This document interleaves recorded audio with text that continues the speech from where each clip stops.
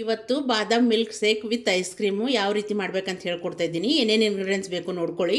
ಒಂದು ಗ್ಲಾಸ್ ಹಾಲು ತೊಗೊಂಡಿದ್ದೀನಿ ನಾನು, ಆಮೇಲೆ ಚಾಕೋ ಚಿಪ್ ತೊಗೊಂಡಿದ್ದೀನಿ, ಆಮೇಲೆ ಬಾದಾಮು ಮತ್ತು ಕಾಜು ಏನಪ್ಪ ಅಂದ್ರೆ ನೆನೆಗೆ ಇಟ್ಕೊಂಡು ಮೇಲಿನ ಸಿಪ್ಪೆ ಎಲ್ಲ ತೆಕ್ಕೊಂಡಿದ್ದೀನಿ ಬಾದಾಮ್ದು, ಆಮೇಲೆ ಸಕ್ಕರೆ, ಆಮೇಲೆ ಐಸ್ ಕ್ರೀಮು. ನಿಮ್ಗೆ ಯಾವ ಫ್ಲೇವರ್ ಐಸ್ ಕ್ರೀಮ್ ಇಷ್ಟನೋ ಆ ಫ್ಲೇವರ್ ತೊಗೋಬೋದು ನೀವು. ನೋಡಿ ಇವಾಗ ಯಾವ ರೀತಿ ಮಾಡ್ಕೋಬೇಕಂತ ತೋರಿಸ್ಕೊಡ್ತಾ ಇದ್ದೀನಿ. ಮೊದಲಿಗೆ ಸ್ವಲ್ಪ ಹಾಲು ಹಾಕ್ಕೋಬೇಕು, ಸ್ವಲ್ಪ ಹಾಕೋರಿ ಮೊದಲಿಗೆ. ಆಮೇಲೆ ಬಾದಾಮು ಆಮೇಲೆ ಕಾಜು ಹಾಕ್ಕೋಬೇಕು.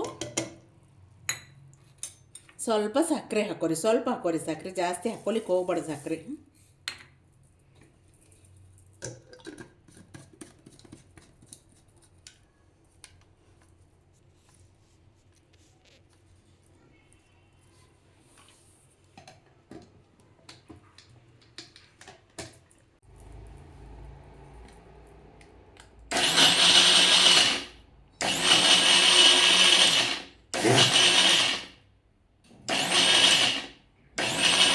ನೋಡಿ ಈ ರೀತಿ ಎಲ್ಲನೂ ಚೆನ್ನಾಗಿ ಪೇಸ್ಟ್ ಆಗಿದೆ. ಈಗ ಇದರಲ್ಲಿ ಹಾಲು ಹಾಕ್ಕೊಂಡು ಮತ್ತೊಂದು ಸುತ್ತು ತಿರುಗ್ಕೋಬೇಕು.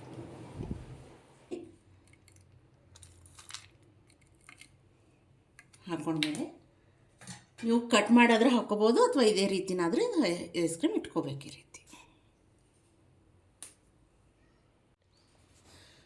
ಬಾದಾಮ್ milk shake with ice cream ready.